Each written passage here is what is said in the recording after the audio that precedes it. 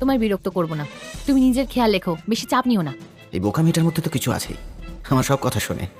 কিছুদিন পর ওকে ছেড়ে দিলেও ক্ষতি নেই। আমি ওকে জানাবো না যে আমি বড় লোকের মেয়ে। ও খুব আত্মসম্মানী, ও জানলে খুব চাপ নেবে। ওর ক্লান্তির নাম নেই, আবার নতুন পুরুষ জুটিয়ে নিল।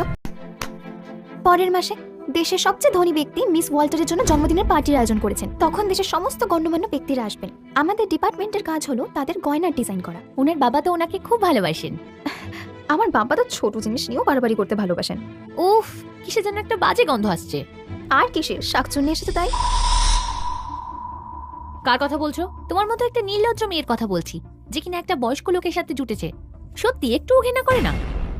শুধু তাই না, আজ আমি ওকে অন্য সহকর্মীদের সাথে ফ্লোট করতে দেখেছি। তোমরা সবাই নিজেদের পুরুষদের সামলে রেখো, যেন ভুলিয়ে নিয়ে যেতে না পারে। এমিলি, আর একবার বাজে কথা বলে দেখে নিও।